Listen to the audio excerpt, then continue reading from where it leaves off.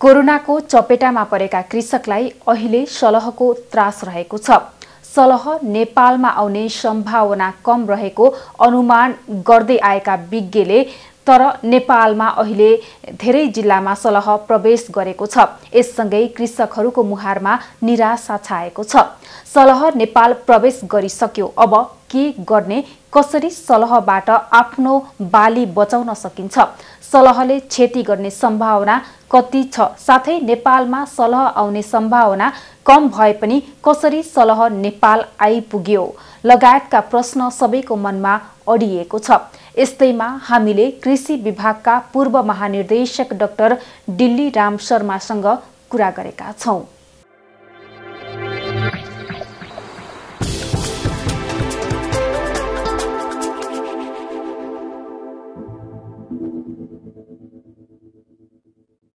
यो नेपालमा सलह किरा आउँदैन भन्ने जुन कुरा पनि चलिरहेको थियो हैन, तर पनि सलह किरा आइसकेको छ हैन, यसबारे चाहिँ यहाँले के भन्नुहुन्छ? हैन, अब यो कुरा चाहिँ सत्य हो। हामीले पनि विज्ञहरूले पनि सबैले नेपालमा सलह किरा आउँदैन त हामीले भनेको होइन, सम्भावना कम छ भनेर भनेको हो है। त्यो चाहिँ अब एफएओको विज्ञबाटै हामीले चाहिँ उहाँसँग कुराकानी गर्दा र विभिन्न किसिमको हाम्रो वैज्ञानिक दृष्टिकोणले पनि यो नआउन सक्ने भन्ने हामीले भनेको हो। तर आइसक्यो है, सलह हिजोबाट आयो। त्यो आउनुको कारण छ कि खास गरेर कारण के भनेपछि हामीले के भनेका थियौँ भने अब मनसुन सुरु भयो। मनसुन सुरु भएपछि मनसुन चाहिँ बे बङ्गाल को खाडीबाट मनसुन उड्छ र त्यो बिस्तारै बिस्तारै पूर्वबाट पश्चिम चाहिँ जान्छ भनेको मतलब के भनेपछि यो पूर्वबाट पश्चिमतिर हावा चल्छ भनेर हामीले भनेको हो। यो किराको स्वभाव के छ भनेपछि यो हावाको डिरेक्सनमा मात्र यो किरा उड्छ, यो एन्टी डिरेक्सनमा उड्दैन। जतातिर हावा जान्छ त्यतातिर हावा उड्छ। अब पूर्वबाट हावा पश्चिमतिर जाने नेपालमा भइसकेपछि अब पूर्वतिर त छैन, के अरे हाम्रो लोकस छैन।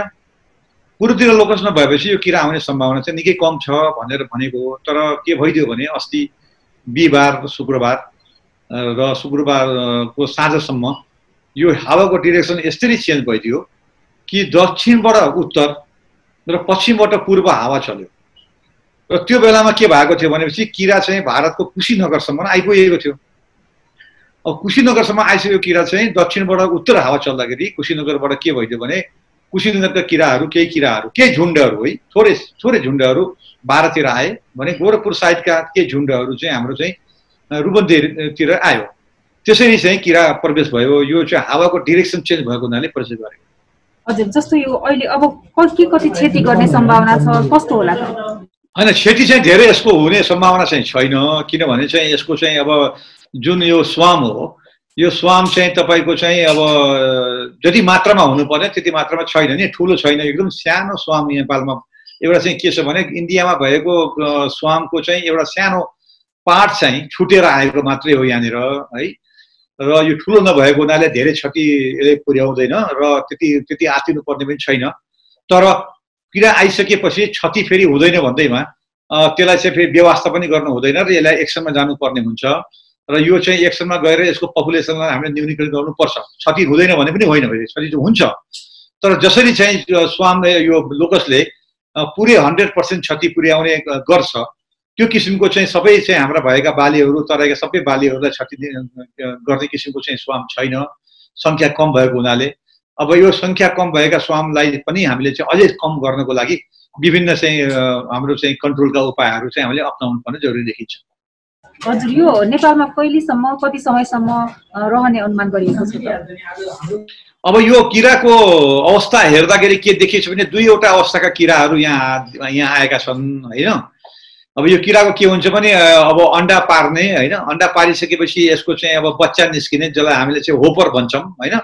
त्यो होपर 5वटा स्टेज हुन्छ हैन। बढ्दै बढ्दै गएपछि त्यो मेच्युर गर्दै गएपछि अनि बल्ल चाहिँ त्यो फुल मेच्युरमा जान्छ। र नेपालमा के छ भनेपछि अहिले चाहिँ यो होपरको चाहिँ 5th स्टेज अर्थात् इमेच्योर एडल्ट भनौँ न हामीले है। इमेच्योर एडल्ट्स र मेच्योर एडल्ट्स जसले अन्डा पार्छ, त्यो दुई किसिमका चाहिँ किराहरू यहाँ आएका हुनाले अब मेच्योर एडल्ट्स चाहिँ अब अन्डा नेपालमा पार्न यसले सक्दैन। यसले अन्डा चाहिँ पार्ने भनेको मरुभूमिमा हो, यसको वृद्धि गर्ने भनेको आफ्नो सङ्ख्यालाई मरुभूमिमै हो। नेपालमा यसको सङ्ख्याको वृद्धि हुनै सक्दैन। त्यसले अन्डा पार्ने एडल्ट चाहिँ कि यहाँ मर्छ अन्डा पार्न नपाएर कि यो उडेर चाहिँ उतातिर जान्छ, यो चाहिँ मरुभूमि भएतिर जान्छ, राजस्थानतिर जान्छ। र अर्को चाहिँ जुन चाहिँ इमेच्योर एडल्ट छ त्यो चाहिँ केही दिनसम्म रहन सक्ने सम्भावना चाहिँ छ। तर यसको स्वभाव के छ भने चाहिँ यो किरा चाहिँ एक ठाउँमा आयो भने त्यही ठाउँमा 2-4 दिनसम्म बसिराख्ने हुँदैन। यो चाहिँ एक ठाउँमा खायो त्यसपछि हावा कतातिर बग्छ उतातिर उडेर गइहाल्छ हैन। आज यो हिजोसम्म चाहिँ 12 मा थियो, आजसम्म पनि 12 मा छ भने हुनसक्छ भोलि यो यदि हावाको डिरेक्सन हाम्रो अहिले आज पूर्वबाट पश्चिम चलेछ भने अब यो उडेर चाहिँ अब चाहिँ पश्चिमतिर चाहिँ जान सक्ने सम्भावना चाहिँ छ भोलि पर्सिसम्ममा। त्यसैले यसरी गर्दै गर्दै चाहिँ यो 5-7 दिन 8-10 दिन भित्रै यो नेपालबाट बाहिर पनि निस्किन सक्ने सम्भावना छ। र यो किराको वृद्धि यहाँ हुँदैन, जति पस्यो कि अर्को फेरि लट पस्नु पर्यो, फेरि चाहिँ अब उत्तरबाट दक्षिण हावा फेरि चाहिँ भोलि पर्सि चाहिँ चल्यो भने फेरि अर्को लट आउने सम्भावना चाहिँ छ। तर यो किराको चाहिँ वृद्धि चाहिँ यहाँ हुँदैन। यसले चाहिँ यहाँ अन्डा पारेर यसको चाहिँ फेरि अर्को बच्चा निस्केर फेरि यसको वृद्धि हुने सम्भावना चाहिँ यहाँ चाहिँ पटक्कै छैन। हजुर, यो किरा सलह किराको आयु कतिसम्म हुन्छ? यसको आयु चाहिँ हाम्रो टेम्परेचर र यसको हावापानी यो कुन ठाउँमा छ त्यसको अनुसार हुन्छ। तर साला खाला यसको आयु चाहिँ 3 देखि 4 महिनाको मात्रै हुन्छ। अब यो के छ भनेपछि अब अहिले आएको जुन सलह चाहिँ छ त्यो सलहको संख्या हेर्दाखेरि त्यति ठुलो सलह होइन। मैले अघि नै भने एउटा सानो टुक्रा है सलहको ठुलो स्वामको एउटा सानो टुक्रा नेपालमा प्रवेश गरेको छ, 4-5 वटा जिल्लामा पनि देखिन थालिसकेको छ हैन। अब यो सानो टुक्राले त त्यति ठुलो चाहिँ समस्या पार्दैन, तर यसलाई हामीले चाहिँ एक्सनमा जानै पर्छ तत्कालै हैन। आजै भोलिदेखि चाहिँ अब यो सरकारको स्तरबाट चाहिँ यसलाई विषादीहरू छर्ने, यसलाई चाहिँ यसको चाहिँ पपुलेसन चाहिँ कम गर्नेतिर चाहिँ त्यही लाग्नै पर्छ, नलागेर हुँदै हुन्न। र किसानले पनि चाहिँ आफ्नो बालीमा चाहिँ यो आफ्नो बारीमा चाहिँ यो किरा बसेको जानकारी भएमा या आउने जस्तो सम्भावना भएमा किसानले पनि आफ्नो बारीलाई चाहिँ बचाउने कोसिस गर्नुपर्छ। विभिन्न उपायहरू छन्, त्यो उपायको बारेमा पछि भनौँला।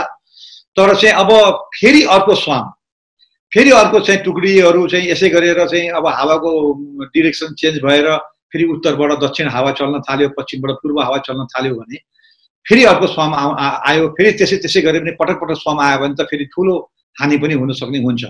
त्यसैले सरकारले अर्थात् कृषि मन्त्रालयले अहिले नै यसलाई अलिकति सजग भएर भोलि पनि स्वाम आउन सक्ने हुन्छ भन्ने हिसाबले त्यो तयारीमा बस्नु चाहिँ जरुरी छ। हजुर, सामाजिक सञ्जालहरूमा पनि यो सलह किराको यो प्रचार भइरहेको छ, साथै यसलाई रोकथाम गर्न पनि विभिन्न किसिमका उपायहरू पनि आइरहेको छ। के छ त विशेष त यहाँ विज्ञ पनि हुनुहुन्छ, यस बारेमा भन्नुपर्दा सलह किरालाई रोकथाम गर्न चाहिँ के गर्नुपर्ला? अब मलाई सोध्नुहुन्छ भने सलह चाहिँ दुई तरिकाले हामीले रोकथाम गर्नुपर्छ। एउटा तरिका भनेको सरकारले गर्ने हो, अर्को तरिका भनेको कृषक समूह आफैले गर्ने हो है। सरकारले गर्ने भनेको त के हो भनेपछि यसको स्वभाव के छ भने यो लोकसको स्वभाव भयो, सलह किराको स्वभाव भनेको के भने दिनभरि उड्ने र खाने, साँझ भएपछि एउटा सेल्टर खोजेर त्यो सेल्टरमा बस्ने र बिहान 8 बजेसम्म चाहिँ यो सेल्टरमा बसिराख्ने र फेरि 8 बजेपछि राम्रो घाम लागेपछि फेरि यो एक्टिभ भएर फेरि उड्ने र खाने गर्छ। त्यसैले सरकारले के गर्नुपर्छ भने यो अब जति सलह यहाँभित्र पस्यो त्यो सलहको चाहिँ पपुलेसनलाई मिनिमाइज गर्नुपर्छ। त्यो चाहिँ उद्देश्य राख्नुपर्छ सरकारले, यसको पपुलेसन घटाउने।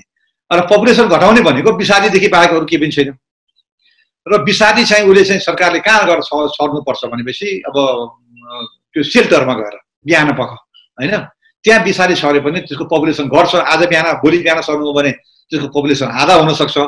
फेरि पर्सि बिहान चाहिँ जुन जहाँ गएर त्यो बसेको छ त्यहाँनिर सर्यो भने अझै आधा हुनसक्छ।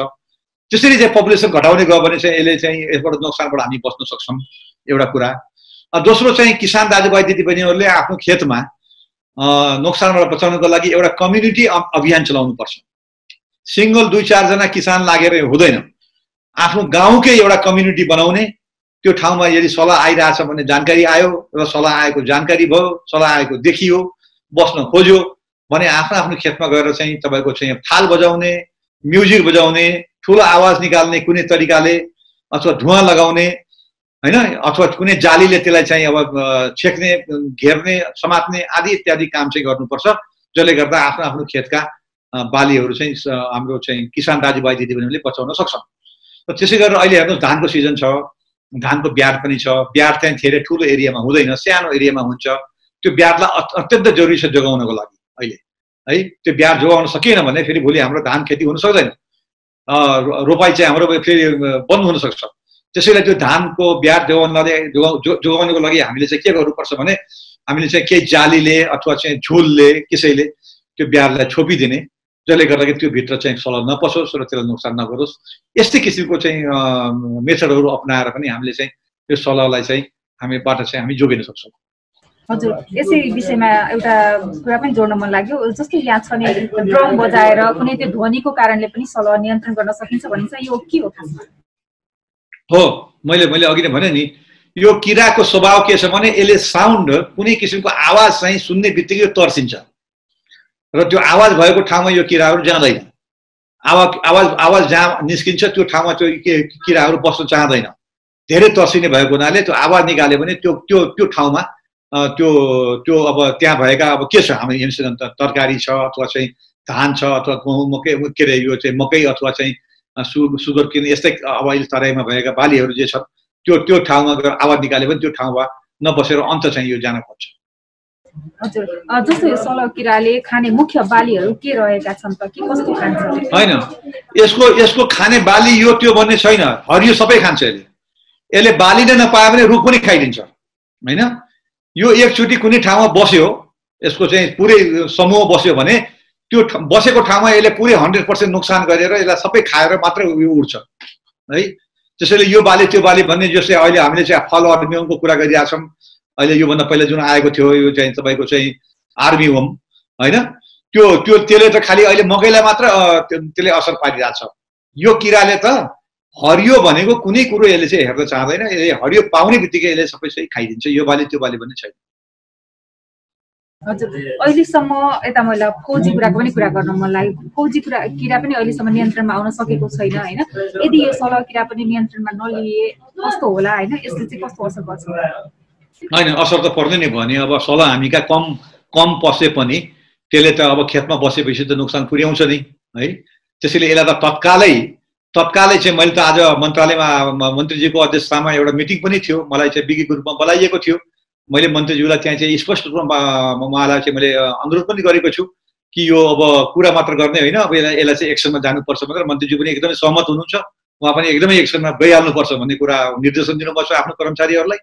र यो भोलि बिहानैदेखि नै यो चाहिँ कन्ट्रोल अभियान सञ्चालन गर्नुपर्छ। यो गर्न सकेनौँ भने, यसको पपुलेसनलाई हामीले मिनिमाइज गर्न सकेनौँ भने फेरि यसले चाहिँ केही न केही नोक्सान त पुर्याउँछ। यसको चाहिँ जुन समूह छ जबसम्म नेपालमा बसिरहन्छ, जबसम्म यसले हावाको बेगबाट चाहिँ यो यहाँबाट चाहिँ बाहिर जाँदैन नेपालभन्दा, या पश्चिम जानु पर्यो या पूर्व जानु पर्यो या दक्षिण जानु पर्यो, उत्तर जाने त चान्सै छैन। यो हिमालतिर जाँदैन किरा है। यो तिनतिर जाने किसिमको हावा चल्यो भने, यो बाहिर निस्क्यो भने चाहिँ पनि हामीलाई राहत हुन्छ। तर राहत नहुन्जेलसम्म किरा नेपालभित्र पसुन्जेलसम्म त हामीले यसको पपुलेसनलाई चाहिँ कम गर्नको लागि कोसिस गर्नुपर्छ। त्यो भनेको चाहिँ सरकारले गर्ने हो।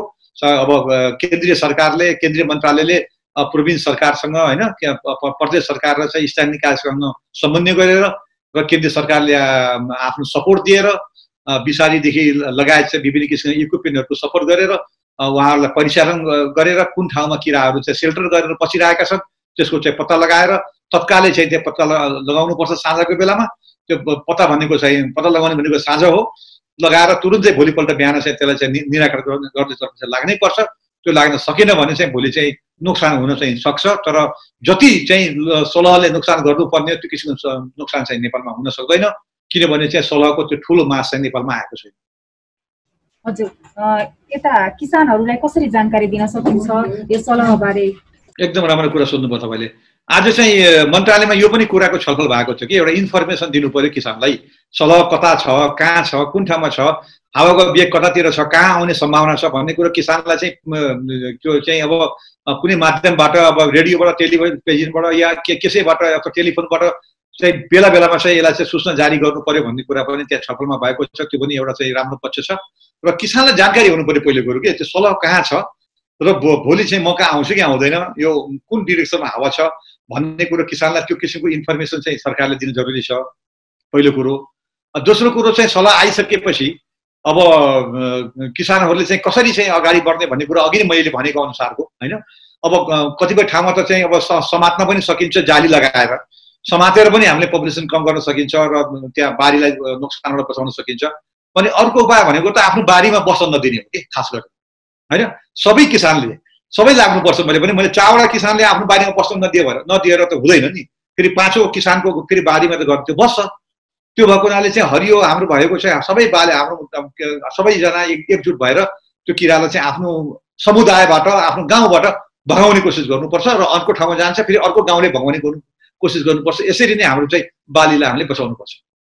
हजुर, अहिले जुन यो कोभिड-19ले गर्दा विश्वमा नै एउटा आर्थिक मन्दी पनि आइरहेको अवस्था छ, यसले चाहिँ हाम्रो नेपालमा चाहिँ विशेष गरी कृषि प्रधान मुलुक भए पनि बाहिरबाट आयात हुने हाम्रो विगतदेखि नै यो नियम पनि रहेको छ र साथै यो सलह किराले नेपालमा नोक्सानी गरेमा यो बाली बचाउनलाई स्थानीय सरकार, केन्द्र, प्रदेश, सबै सङ्घ प्रदेश स्थानीय सरकारले चाहिँ कस्तो भूमिका निर्वाह गर्नुपर्छ जस्तो लाग्छ यहाँलाई? यदि यो हाम्रो कोभिड-19 र सलह किराको चपेटामा पर्यो भने चाहिँ कस्तो होला? एकदम राम्रो कुरा सोध्नुभयो। हेर्नुहोस्, कोभिड-19ले गर्दाखेरि चाहिँ के छ भने हामीले अहिले आफ्नो देशकै आन्तरिक कृषि उत्पादन वृद्धि गर्नुपर्न जरुरी छ है। अहिले तपाईँले देखिराख्नु भएको छ गत सालको रिकर्डहरूमा कि हामीले चाहिँ तपाईँको कतिपय अन्नहरू, कतिपय कृषि उपजहरू हामीले बाहिरबाट आयात गरिरहेको स्थिति छ। अब कोभिड-19ले गर्दाखेरि चाहिँ बाहिर पनि उत्पादनमा चाहिँ असर परेको छ। बाहिरबाट ती आयात गर्नुपर्ने कुराहरू, हामीले गर्नुपर्ने कुराहरू भोलि नआउन सक्ने अथवा कम आउन सक्ने पनि सम्भावना भएको हुनाले हामीले हाम्रै देशमा, आफ्नै देशमा हाम्रो जग्गा जमिन राम्रै छन्, हाम्रो चाहिँ उब्जाउ जग्गा छ र अलिकति मेहनत गरेर सरकारको सपोर्ट लिएर र सरकारले सपोर्ट गरेर हाम्रो उत्पादन चाहिँ वृद्धि गर्नुपर्छ अहिलेको अवस्थामा भनेर हामीले चाहिँ भनेको भने हो र सरकारले पनि त्यो कुरालाई चाहिँ एकदमै एक्सेप्ट गरेको कुरा हो। र यही अवस्थामा चाहिँ अब सलहर जस्ता किराहरू नेपालमा भित्रेर हाम्रो उत्पादनलाई चाहिँ फेरि चाहिँ अझै बढी ह्रास गर्न गयो भने त यसले भोलि भोकमरीलाई पनि ननिम्त्यो होला भन्न सकिँदैन। त्यसैले यो सानो समूहको सलह आए तापनि हामीले चाहिँ त्यसलाई चाहिँ अब त्यतिकै चाहिँ इग्नोर गर्न हुँदैन। सरकारले त्यसलाई चाहिँ मन्त्रालयले त्यसलाई चाहिँ अलिकति पहल गरेर एकदमै एक्सनमा जान जरुरी छ र त्यो पनि आज मन्त्रीजीले त्यो एक्सनमा जाने कुरा गर्नुभएको छ र मन्त्रीजी पनि त्यसमा लाग्नु भएको मैले देखेको छु आज है। त्यो हिसाबले मलाई जहाँसम्म लाग्छ यो सलह किरा सानो भएको हुनाले हामी नियन्त्रण गर्न सजिलैसँग सक्छौँ र त्यसलाई नियन्त्रण गर्न जरुरी पनि छ। हजुर, यो विषादी छर्कनलाई ड्रोन लगायत विभिन्न किसिमका सामग्री प्रयोग गर्ने पनि कुरा आइरहेको छ। यसलाई चाहिँ कसरी, कुन एरियामा के कसरी व्यवस्थापन गर्न सक्नुहुन्छ? राम्रो कुरा सोध्नुभयो यहाँले। पहिलो कुरो त के छ भने यो सलहलाई विषादी छर्ने खाले इक्विपमेन्ट हामी कहाँ कमी छ एकदमै है, हामी कहाँ छैन भन्ने पनि हुन्छ है। त्यो सानो हाम्रो स्प्रेले यो सलहको चाहिँ स्प्रेले चाहिँ काम गर्दैन। यसलाई ठुल्ठुला स्प्रेहरू चाहिन्छ। हामीले रुखको हाँगाहरूमा बसेका हुन्छन् यिनीहरू है, त्यहाँ त्यो रुखको हाँगासम्म पुग्ने खाले स्प्रेहरू चाहिन्छन्। अलिक फोर्स भएको नै स्प्रेहरू चाहिन्छ। त्यस्ता किसिमका स्प्रेको व्यवस्था चाहिँ तत्काल गर्नुपर्छ भनेर चाहिँ आज मन्त्रालयमा छलफल पनि भएको छ र गर्न जरुरी पनि छ त्यसलाई।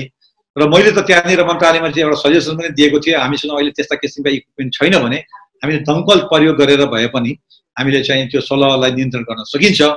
दमकलमा चाहिँ पानी राख्ने, त्यसमा विषादी राख्ने र जुन सेल्टरमा चाहिँ जुन ठाउँमा बसेको छ किरा त्यो ठाउँमा दमकललाई लिएर गएर र पनि हामीले चाहिँ केही मात्रामा चाहिँ हामीले चाहिँ अब नियन्त्रण गर्न सक्छौँ भन्ने कुरा सुझाव पनि मैले दिएको छु आज त्यहाँ मन्त्रालयमा। त्यो सुझाव पनि ग्रहण गरिएको छ र त्यसबारेमा पनि अगाडि बढ्न सकिन्छ भन्ने कुरा पनि आएको छ। त्यसरी ड्रोनको कुरा गर्नुभयो यहाँले। ड्रोनको कुरा चाहिँ अब हामीले यहाँ नेपालमा पनि हामीले अहिले खोमलटारको चाहिँ तरकारी विकास त्यहाँ केन्द्र छ, त्यहाँ पनि एउटा चाहिँ विषादी छर्नको लागि एउटा ड्रोनको एउटा चाहिँ हाम्रो डेमोन्स्ट्रेसन पनि गरिएको थियो, सानै भए पनि। हो त्यस्ता किसिमका ड्रोनहरू अब अझै अलिक ठुला खाले ड्रोनहरू कहाँ छन्, के छन्, हामी कहाँ उपलब्ध छ कि छैन या तत्काल ल्याउन सकिन्छ सकिँदैन त्यो पनि अलिकति मन्त्रालयले चाहिँ त्यसलाई चाहिँ अलिकति कोअर्डिनेसन गरेर ल्याउन सकिन्छ भने 1-2 दिनभित्र कहीँबाट ल्याउन सकिन्छ। त्यो ल्याएर त्यसबाट पनि हामीले चाहिँ विषादी छर्न सक्यो भने त्यो अझै बढी उपयुक्त हुन्छ जस्तो मलाई लाग्छ। अब हामी कहाँ चाहिँ अरू देशको जस्तो चाहिँ हेलिकप्टर र प्लेनले विषादी छर्न मिल्दैन। हामी कहाँ चाहिँ सबैतिर घरै घर छन् र त्यति ठुलो फाँट पनि छैन हामी कहाँ प्लेन र चाहिँ हेलिकप्टर उडाएर विषादी छर्ने त्यो चाहिँ कल्पना हामी चाहिँ नगरौँ। र हामीले चाहिँ अरू ठुल्ठुला स्प्रेयरहरू, फुड स्प्रेयरहरूलाई होइन ट्र्याक्टरमा राखेर कुनै किसिमको मेसिनले चाहिँ अब त्यस्ता किसिमले स्प्रे गर्ने किसिमले हामीले चाहिँ अगाडि बढ्नुपर्छ। र खास गरेर सङ्घीय मन्त्रालयले त अब सपोर्ट गर्ने हो, नीति नियम बनाइदिने हो, विषादी छैन भने विषादीको व्यवस्था गरिदिने हो, यस्ता यस्ता इक्विपमेन्टको व्यवस्था गरिदिने हो। तर काम गर्ने, फिल्डमा उत्रिने, फिल्डमा गएर चाहिँ त्योसँग लड्ने र त्यसलाई चाहिँ विषादी छरेर चाहिँ त्यो नियन्त्रण गर्ने कार्य त अब प्रोभिन्स मिनिस्ट्रीबाट र स्थानीय निकायबाट नै हुनुपर्छ। र सङ्घीय मन्त्रालयले त्यस किसिमको चाहिँ राम्रो कोअर्डिनेसन चाहिँ तल्लो स्तरमा गर्न चाहिँ अत्यन्त जरुरी छ। हजुर, यता सलहबारे जानकारी लिनको लागि हटलाइनको व्यवस्था गरिने पनि भनिएको छ, यो कतिको प्रभावकारी हुन्छ त? अब हटलाइन पनि राम्रै हो, त्यो अब व्यवस्था गरेछ भने, तर हटलाइन छ भन्ने कुरो जानकारी किसानलाई हुनु पर्यो, किसानलाई त्यो सबै किसानलाई त्यो फोन नम्बर हुनु पर्यो। अब मैले त जानेको कुरा के छ भने यति धेरै टेलिभिजन छन् नेपालमा, यति धेरै एफएमहरू छन् हैन, एफएम र टेलिभिजन मार्फत सलहको बारेमा जानकारी चाहिँ मतलब दिनको चाहिँ 5-7 चोटि 8 चोटि 10 चोटि गर्न सक्यो भने त्यो अझै बढी सान्दर्भिक र अझै बढी उपयोगी हुन्छ जस्तो मलाई लाग्छ। टेलिफोन बाट चाहिँ सबै किसान दाजुभाइ दिदीबहिनीहरूको पहुँच नहुन सक्छ, जानकारी पनि नहुन सक्छ र सोध्नु पर्ने अवस्था पनि हुन सक्छ, र त्यो पनि चाहिँ अब नहुनु भन्दा त राम्रै हो टेलिफोन। तर मलाई सोध्नुहुन्छ भने चाहिँ टेलिभिजन र चाहिँ एफएम को माध्यमबाट नै यो सूचनाहरू चाहिँ पटक पटक चाहिँ 3-3 घण्टा 4-4 घण्टामा चाहिँ प्रवाह गर्न सक्यो भने किसानहरूले सतर्क हुन्थे र त्यही किसिमले अगाडि बढ्छ जस्तो मलाई लाग्छ। हजुर, अन्त्यमा यहाँले के भन्न चाहनुहुन्छ? अन्तमा म के भन्न चाहन्छु भने यो सलह किरा भनेको अत्यन्त खतरनाक किरा हो यो है। अब यो चाहिँ अरू किरा जस्तो होइन, यो जहाँ बस्यो त्यहाँ सबै सखा पारिदिन्छ। जो सानो समूह भए पनि सानो ठाउँमा अलिकति नोक्सान गरे पनि हाम्रो जस्तो देश जहाँ हामीका धेरै चाहिँ अब कृषि योग्य जमिन छैन, धेरै चाहिँ हाम्रो बालीहरू छैन, सानै समूह भए पनि सानै किसिमको नोक्सान भए पनि हामीका ठुलो नोक्सान हुन सक्छ। त्यसैले यो नियन्त्रण चाहिँ तत्कालै गर्नुपर्ने हुन्छ, एक्सनमा तत्काल जानुपर्ने हुन्छ। सरकारले गर्नुपर्ने काम सरकारले चाहिँ अब तत्काल एक्सनमै गएर गर्नुपर्ने हुन्छ, गफ गरेर मात्र यो हुँदैन। कसले काम गर्नुपर्ने, कस्तो कस्तो जिम्मेवारी हो, स्थानीय निकायदेखि लिएर चाहिँ तपाईँको चाहिँ प्रोभिन्सदेखि लिएर अरू पनि लगाउनु पर्यो सरकारले। हाम्रो चाहिँ अब बोर्डरमा भएका चाहिँ हाम्रो चाहिँ कुनै चाहिँ किसिमको चाहिँ अब हाम्रो चाहिँ सशस्त्र प्रहरीदेखि लिएर मिलिट्रीसम्म लगाउनु पर्ने अवस्था भयो, मेन पावर चाहियो भने त्यो पनि सरकारले लगाउन जरुरी छ यसलाई नियन्त्रण गर्नको लागि। अब अहिले हामीले यसको सङ्ख्या वृद्धि यहाँ नहुने भएको हुनाले सङ्ख्या भएकोलाई हामीले कम गर्ने र किसान दाजुभाइ दिदीबहिनीहरूलाई पनि सजग बनाउने र इन्फर्मेसन गराउन सक्यो र उहाँहरूलाई पनि चाहिँ अब त्यही किसिमले उहाँहरूले आफ्नो आफ्नो बारीमा चाहिँ अब विभिन्न माध्यमहरू अपनाएर अघि मैले भने जस्तो साउन्डहरू निकालेर जोगाउन चाहिँ जरुरी छ। यो सलह फेरि बस्यो बारीमा र भने फेरि त्यो बारीको चाहिँ सबै कुराहरूले नोक्सान पुर्याउन सक्ने भएको हुनाले सकभर बारीमै आफ्नो चाहिँ खेत बारीमै नै यो सलहलाई बस्न नदिने किसिमले चाहिँ किसान दाजुभाइ दिदीबहिनी जानुपर्छ भन्ने मेरो अनुरोध छ।